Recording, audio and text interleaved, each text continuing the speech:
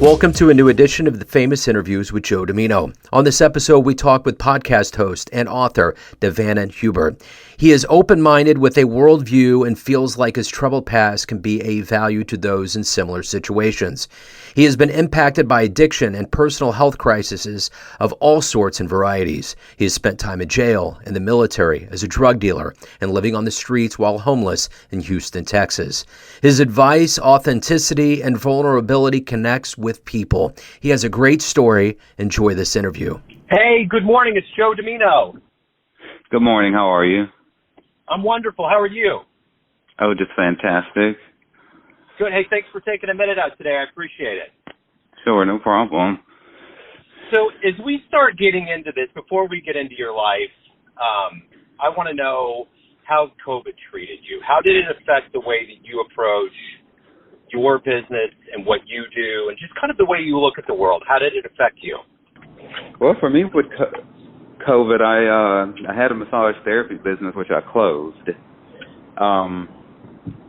I was an independent therapist, and although the government said, well, sure, you can, do your massages, just wear a mask and do all of this, it didn't make sense to me because massage therapy is a 100% hands-on profession. There's no way to social distance and do massage therapy. And so I closed it, and it was heartbreaking to do because that was my, something that I went to school for twice and, really worked hard for, but I felt like it was the right call. But the same, coronavirus caused me to close that business, but then I also went ahead and got into the podcasting and everything else as I was, sitting at home. So how did you start that up? How did that idea come to you? Had it been something you thought about before, and this just made it, a more logical choice for you? Well, I was working on my book, and I was starting to understand that in this day and time, you want to have a podcast if you're going to be an author because you can do a lot of cross-promotion for yourself and things like that. And so I knew the day would come eventually, and eventually I would have had to phase out of massage therapy to get full-time into media, but the coronavirus just thrust me right into it. What do you like the best about doing the podcasting? I mean, has it been something that has filled a void for you that was obviously left by having to close the business? How has that world treated you? Well, I'm not going to say it quite filled the void because I have yet to start making the type of money that I was when I had my massage therapy clinic. I was doing, like $2,000-3,000 a month, just by myself as a massage therapist. And, the podcasting, I have yet to fully monetize it to really generate income from it at all. It's slower to generate money because, massage therapy is healthcare. People are in discomfort, so people are going to seek you out to feel better. And the marketing structure is different for massage therapy, whereas podcasting is completely different. And so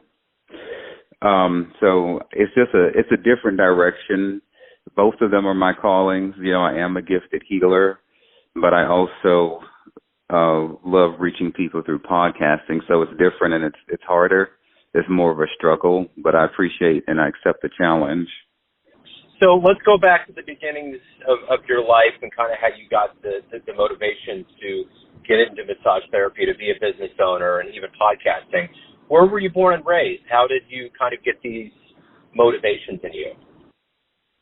Well, I was born and raised in Baton Rouge, Louisiana, in the hood, and I think I may have been inspired by my spiritual mentor, Evangelist Nelson. She owned her own businesses, her counseling business, her clothing business, and everything like that. And I was around her all the time, so some of that probably rubbed off on me. And I've just always had an entrepreneurial spirit. When I was in elementary school, I would make the little, back in the 80s, I would make the little colorful elastic keychains, and I would send them to work with my dad and give him my rates, and he would bring me my money back, And so, and just trying little things like that as a kid, never really being satisfied, throughout, the military and different jobs that I had except for when I was a recruiter, because when I was a military recruiter, that was the same thing as like running your own business. I find I thrive whenever I don't have a supervisor breathing down my neck all the time. And, then, eventually I became a drug dealer, and then I ran that full service desk and did well. And then after I got in trouble because of being a drug dealer and I had all these felonies, I couldn't get a job. So then I opened up my retail business down under apparel, in the flea market, and I just started trying more businesses because as a felon, I couldn't get work anywhere. So that's really what made me stop doing jobs that I didn't really like and started open businesses that I love because I didn't have any other choice. So have you thought, now that we're kind of, COVID slowing down and we're, hopefully entering another era of our lives, have you thought about reopening your business, or is it too much of a risk?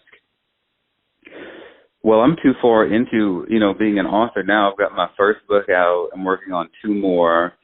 I've got my podcast that we're, about to release our 60th episode next week.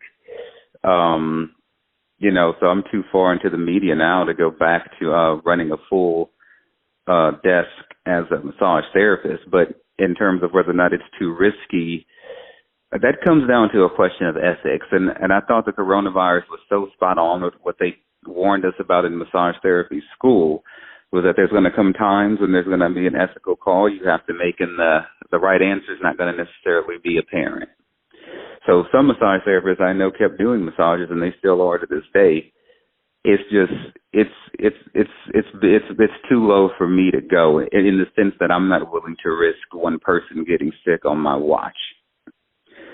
Because in the healthcare, the main thing is, above all, we do no harm. And I couldn't tolerate it if I knew somebody got the coronavirus. Now we've got Miss Monkeypox running around too. And these are all things that have to do with being in close proximity with people, skin to skin contact, all of that. So for me, and for my take on the ethics of it, I cannot see running a full massage therapy clinic, seeing, at least 4 people a day in close quarters with so many conjugal, communal viruses circulating right now. So speaking of writing and being an author, what was the book when you were growing up or younger that really parted the curtains for you, that made you feel like you may want to write at some point? I know I used to love to read a lot of John Grisham. In particular, growing up, I really appreciated the Dead Poet Society. But it wasn't reading those people that made me want to be an author. It was reading those books made me realize that I loved reading. But while I was reading them, I never thought, wow, I think I could do this one day. It wasn't until I went through everything that I went through with living on the streets and stuff like that I realized that I had something to say. And once I realized I had something to say, then I felt like it was my responsibility to write. So I didn't come at writing like I want to be this glamorous writer. It was more like I received this grace and mercy. I need to be transparent to help other people. So who would you consider a role model for you? Someone that, some kind of hero stature that has motivated you in your life? Probably I would go with my spiritual mentor, Evangelist Nelson. I mean, she died a few years ago, but, I always admired her spiritual aptitude, her grace, her patience with people, and her wisdom. Yeah, so she was like a second mother, to me in many, many ways. What's been the best fan letter that you've received from your work? Something that really stands out that... I've been getting a lot of parents who have non-straight kids, they fall somewhere on the spectrum of the 2S LGBTQIA+, and it's like it's helping them to understand their children better. And that's just what I hear. As you and I both know, more people get exposed to the work that we put out there than what we'll ever know. And so, just to know that the work that I'm doing is helping to bring peace in someone's relationship with their kid really means a lot. So that's what I was going to get to also, just to kind of have an idea. What does the day look like for you? If someone was to come up and say, what do you do for a living? What is it that exactly you do? How would you describe your day, or how would you describe exactly what you do for a living? I would say overall, everything I do is to put people first and to see how I can help improve humanity. But since I run like 4 different businesses, I would have to tell them, well, I have 4 different days. On Monday, I work on music. On Tuesdays, I work on podcasting. On Wednesdays, I work on the apparel. And on Thursdays, I work on books. And then by Friday, I'm ready to have a glass of champagne. Sounds about right. With juggling all of that in your life, what do you look forward to the most every day you wake up? What is it that motivates you to be this driven and to have this many business entities that you run? Well, the first thing I do when I get up in the morning is spend time with the Lord. No, I don't identify as a Christian because Christianity is a hot mess right now, but I do believe in the God of the Hebrews, and I just don't care to have any title associated with it. That's just who I believe in. And so I don't think everyone should be a Christian. That's just where I'm at. I do believe everyone should know what they believe spiritually, though, one way or the other. And so I look forward to each day getting up and having my special prayer time with my higher power, and and doing different things that I do to study and to get closer to Him. Since everything that I do has to do with the fact that He gave me a second lease on life, that is my motivation, and then that reminds me of why I'm doing everything that I'm doing. And, being as brutally transparent as I am, it all comes back to Him. Of everyone that's alive on the planet right now, if you could meet one person, who would that be? Of everyone that's alive, I might go with probably Joy Reid. Joy Reid hosts a Read Out on MSNBC. I don't know if you're familiar with that program, but it's like a political commentary and everything like that. I just find her style to be very authentic to who she is, and I love the flavor that she's able to bring to her broadcast. So, as the world has been changing quite a bit, especially lately with decisions that have been rendered and things that are happening, what kind of hope do you have for the future of things? I know there's a level of uncertainty, there's a level of divisiveness that's going on in the country. What kind of hope do you have for things going in the right direction? Well, I suppose it would depend on how we're defining the right direction. So for me, the right direction would be for everyone to mind their own business and to leave everyone alone. And so to do whatever we can to stop people from shooting up public places every other week. The one hope that I do have is that maybe this negativity that we've been burdened under will generate favorable results when we come to the midterm elections in the fall. Because, the minds of people are so fickle and so easy to sway. If things had been quiet and just all nice, then maybe they would vote one way. But in the light of all of these problems and all the things that are happening, I do believe it's going to have an impact when people go to the polls. And so my hope is that when they go to the polls, that they're going to vote for things and vote for people that are going to give, people their autonomy back, and is going to do something about, all of these killings that we're having.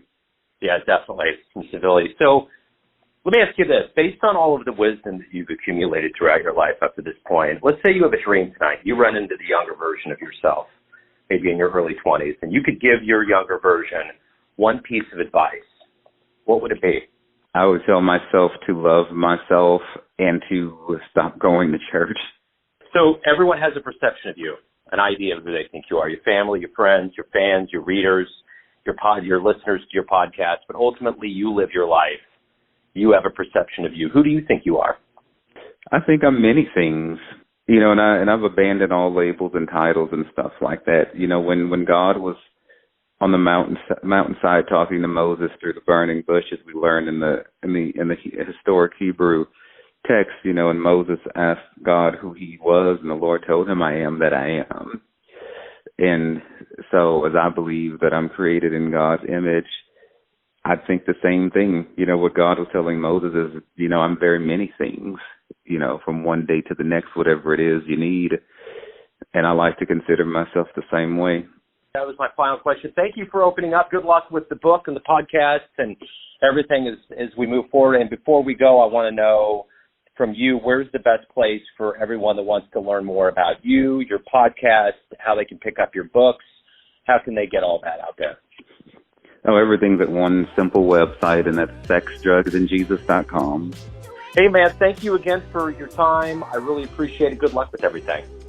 Thank you. Have a great weekend. Thanks for tuning in to another famous interview with Joe Dimino, where we cover the world of art, literature, and music around the globe. If you want to hear more interviews, visit the Famous Interviews with Joe Dimino YouTube channel.